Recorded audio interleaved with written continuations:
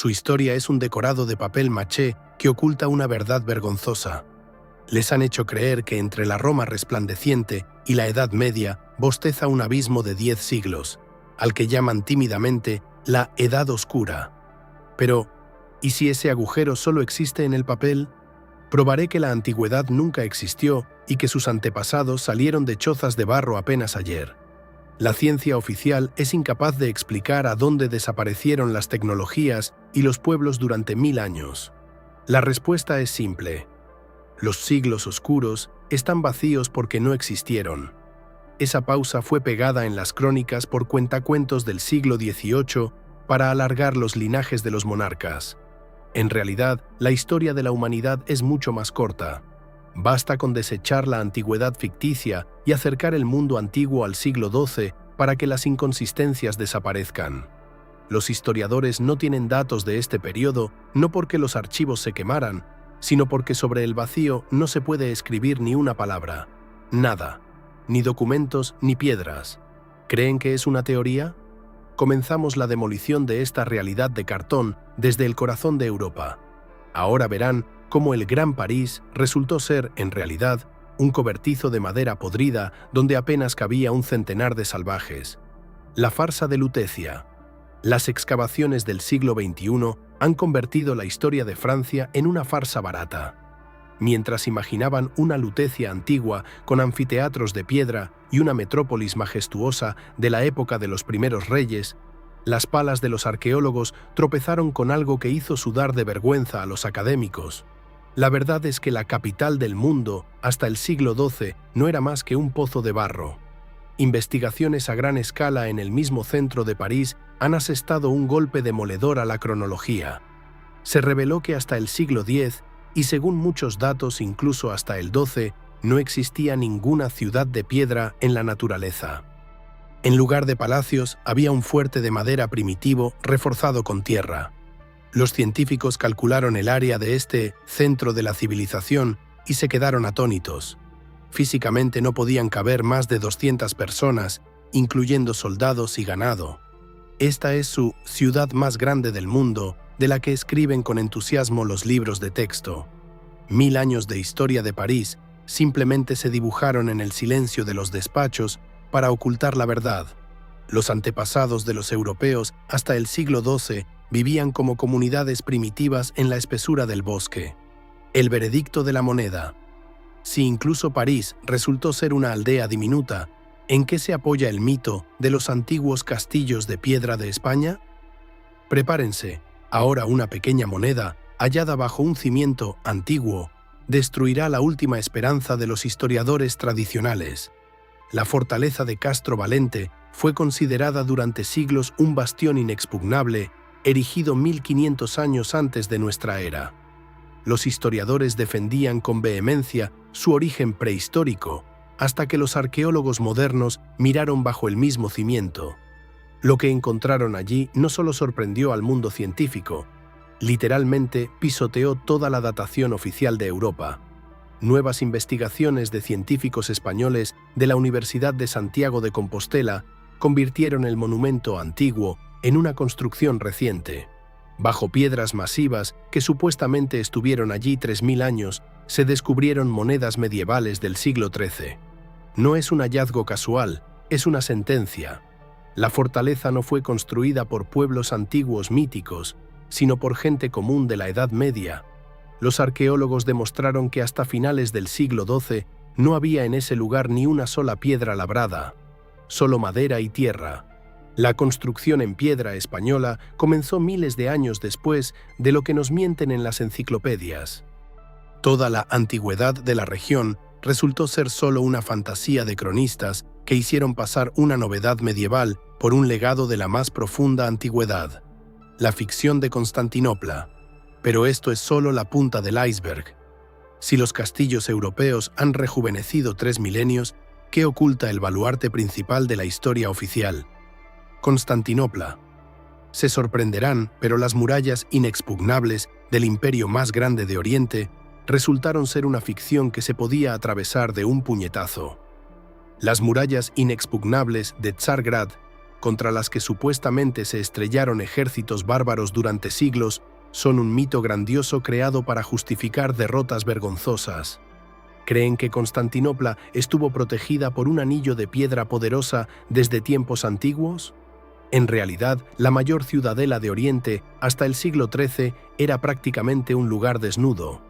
En 1204, los cruzados entraron en Constantinopla con una facilidad sospechosa, casi como en un paseo. ¿Por qué? La respuesta está oculta en archivos que no les gusta airear. La ciudad simplemente no tenía fortificaciones de piedra. Incluso las crónicas oficiales se delatan. En el siglo VIII, las murallas antiguas supuestamente fueron borradas por un terremoto, y hasta la llegada de los europeos nadie las restauró. El estilo bizantino que admiramos no es un legado de la antigüedad, sino una construcción de emergencia de piedra y baldosa barata, plintite, ya después del siglo XIII. Hasta ese momento, la capital del mundo y la ciudad más rica del planeta era un miserable cúmulo de chozas de madera y cajas de piedra primitivas, rodeadas en el mejor de los casos por un terraplén. El gran plagio. Pero, ¿qué pasa entonces con las hazañas legendarias de los príncipes rusos? ¿Dónde clavó su escudo Oleg el profeta si en las puertas de Tsargrad, en lugar de piedra, colgaba madera podrida? Aquí radica el plagio más descarado de la historia, que desenmascararemos ahora mismo. La legendaria expedición de Oleg contra Tsargrad, celebrada en cada libro escolar, no es historia, sino un fraude literario insolente. ¿Creen en el escudo en las puertas y barcos sobre ruedas en el siglo IX?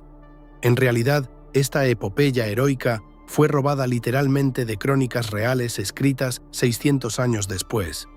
Un análisis minucioso muestra que la historia de la expedición del año 860 es una copia barata de la toma de Constantinopla por los turcos otomanos en 1453. Todo coincide: táctica, detalles del asedio e incluso frases clave. Los cronistas simplemente tomaron el triunfo del sultán Mehmed y se lo atribuyeron a un príncipe fantasmal del pasado para alargar la historia de Rusia y darle un brillo imperial. En realidad, ninguna expedición de Oleg pudo existir físicamente. Como ya descubrimos, en el siglo IX, Constantinopla no tenía esas murallas y puertas de piedra donde se pudiera clavar un escudo. Todo este guión es un fanfiction de finales de la Edad Media, destinado a ocultar el hecho de que en la época de Oleg, en el lugar de las grandes capitales, solo había bosques salvajes y cabañas de troncos. El monumento a la miseria tecnológica, lo que los historiadores del arte llaman con reverencia estilo bizantino único, es en realidad un monumento a la miseria tecnológica. ¿Les convencen de que la mampostería rayada de baldosa fina es un diseño exquisito de maestros antiguos? Mentira. La plintite es solo una muleta arquitectónica, señal de que la humanidad aún ayer no sabía cocer un ladrillo normal. Miren de cerca estas famosas murallas antiguas, cerámica fina y torcida, colocada con capas gruesísimas de mortero. Esto no es estética, es una medida desesperada. La plintite es una etapa de construcción intermedia y primitiva que existió exclusivamente en los siglos XIII a XV. Antes de ese momento, la gente construía con piedra sin labrar y ramas, y el ladrillo estándar y resistente solo apareció hacia mediados del siglo XV. Todos los templos y palacios, que supuestamente estuvieron milenios en su aspecto rayado, fueron erigidos apenas un par de siglos antes de que los historiadores falsificadores empezaran a dibujarlos. Nos obligaron a creer en una continuidad de tecnologías antiguas que simplemente no existían. Solo hubo un intento de moldear algo con arcilla y arena sobre los escombros de un mundo de madera. La fachada de la indigencia. Si todavía creen en la Edad de Oro del Imperio, miren lo que se oculta tras las fachadas. Nos dirigimos a los suburbios de Constantinopla, a esos lugares que nunca aparecerán en los lentes de Discovery, para ver el verdadero rostro de la indigencia bizantina. Las fachadas brillantes de las catedrales de Estambul son solo un envoltorio vistoso estirado sobre un armazón podrido. ¿Están acostumbrados a ver Bizancio a través de los filtros de los restauradores y postales satinadas? El verdadero rostro del imperio más grande, se esconde en los callejones traseros, allí donde los guías temen entrar y donde las paredes todavía gritan sobre el pasado real. Si quitamos el yeso moderno y el revestimiento decorativo, aparecerá ante nosotros una imagen impactante. Las construcciones reales del siglo XIII no son palacios de mármol, sino una mampostería tosca y deforme de guijarros sin labrar, que se parece más a un corral para el ganado que a un edificio capitalino. Todo el brillo imperial de Constantinopla es un camuflaje tardío. Las investigaciones de los sótanos y barrios abandonados de Estambul muestran que, incluso en su supuesto periodo de máximo esplendor, la ciudad consistía en estrechas cajas de piedra y chozas de madera sumergidas en la inmundicia. Nada de planificación antigua, nada de alcantarillado, nada de grandeza. Era el nivel de la espesura del bosque que los historiadores pintaron más tarde con pan de oro en las páginas de sus manuscritos para crear la ilusión de una continuidad desde dioses míticos. Bajo este panorama, los antiguos templos de Grecia parecen aún más sospechosos. Si incluso en la capital del imperio vivían en sacos de piedra, ¿de dónde salieron los partenones níbeos en una provincia miserable? Prepárense, estamos destapando el mayor fantasma griego. La alucinación helénica. ¿Alguna vez se les ha ocurrido que la Gran Hélade es el primer proyecto a gran escala de la historia para construir un parque temático en un terreno baldío? En Grecia nunca hubo ciudades antiguas tal como las pintan en los libros de texto. Es una alucinosis histórica elevada al rango de verdad absoluta. Considerar la historia de las polis griegas como una crónica ininterrumpida es una actividad para ingenuos. En realidad, no existe ninguna continuidad desde los héroes antiguos hasta los habitantes medievales. Hasta el siglo XIII no se registró ni un solo centro cultural importante en el territorio de la Grecia moderna.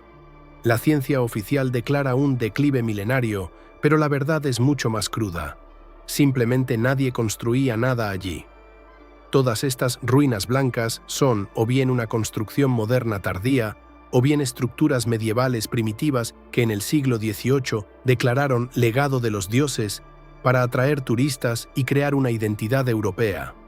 Cuando en la época de las cruzadas los caballeros pasaban por estas tierras, no veían la grandeza de los antepasados, sino tierra quemada y tribus salvajes que no conocían ni siquiera los principios de la mampostería. El testigo de hierro, ¿creen que exagero? Tenemos el testimonio de un testigo de hierro que participó personalmente en la toma de estos territorios. El barón francés Geoffroy de Villehardouin dejó un texto que debería ser quemado por todo historiador tradicionalista que se respete. Existe un documento capaz de convertir de la noche a la mañana todos los libros de historia de Grecia en papel viejo. Un texto escrito por un hombre de hierro que no solía mentir. El barón francés Geoffroy de Villehardouin. El participante de la Cuarta Cruzada dejó una crónica que todavía provoca tics nerviosos a los académicos, pues describió lo que no debería haber existido. Villehardouin, uno de los organizadores de la campaña del siglo XIII, registra la realidad de forma imparcial en su crónica La conquista de Constantinopla.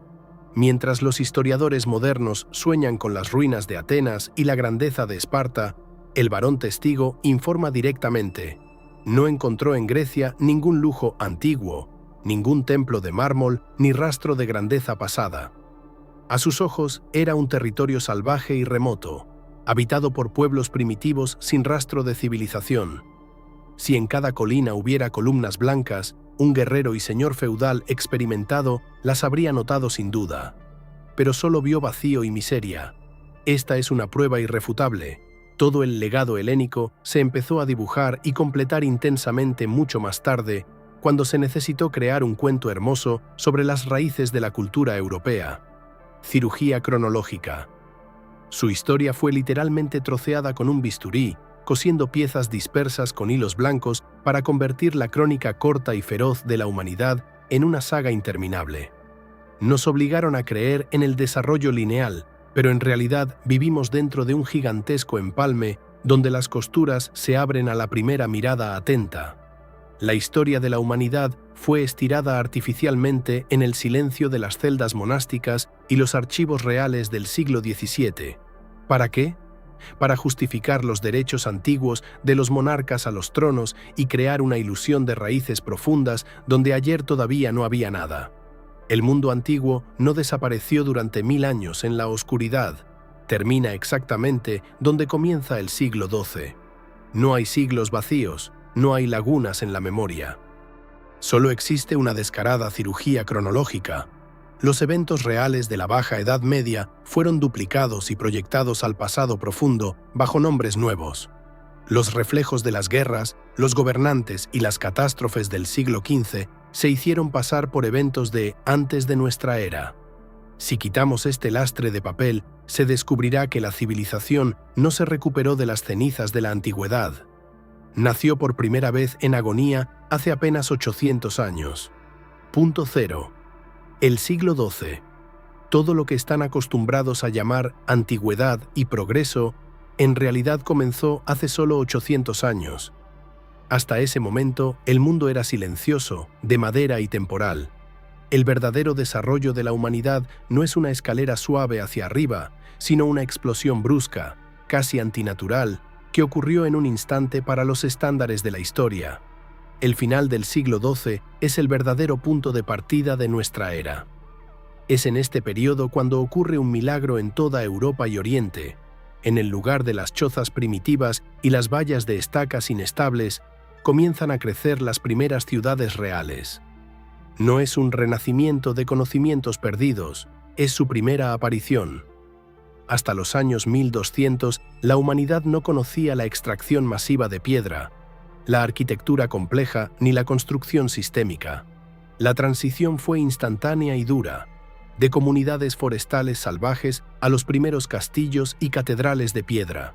La historia oficial intenta diluir este salto en miles de años, inventando tecnologías olvidadas de la antigüedad para ocultar la verdad. Pero los hechos son implacables. Los cimientos de los edificios más viejos del mundo descansan inevitablemente en la capa cultural del siglo XII. Todo lo que es más profundo es silencio, madera podrida y ceniza, rompiendo la matriz. Ahora que las máscaras han caído, ya no podrán pasear tranquilamente por las plazas antiguas y creer en las placas de los museos. La antigüedad no es más que un cuento para el control de su conciencia, un envoltorio hermoso en el que envolvieron el vacío. Los obligaron a adorar fantasmas del pasado para que no notaran lo joven, audaz y ambiciosa que es en realidad nuestra civilización real. Las pruebas de las excavaciones de París, los cimientos falsos de España y las paredes de cartón de Constantinopla no dejan piedra sobre piedra de la cronología oficial. Hemos descubierto que los siglos oscuros fueron oscuros solo porque no había personas en ellos, y los templos antiguos son solo fantasías de arquitectos tardíos. Nos alimentaron durante siglos con mentiras sobre un declive milenario para ocultar un hecho simple. La humanidad realizó un salto increíble desde el barro hasta la grandeza en solo unos pocos siglos. Toda su historia antigua es un proyecto de gestión de masas, creado para que se sientan herederos insignificantes de grandes antepasados. Pero la verdad libera. Somos pioneros, no epígonos. Vivimos en un mundo que fue construido desde cero, literalmente ayer. Esta revelación es solo la punta del iceberg que ha perforado el casco de su Titanic de ilusiones. ¿Están listos para saber quién exactamente y con qué propósito en el siglo XVII dio la orden de reescribir todas las crónicas mundiales? Suscríbanse, porque en el próximo episodio desenmascararemos a quienes sostienen los hilos del tiempo. Pero esa ya es otra intriga.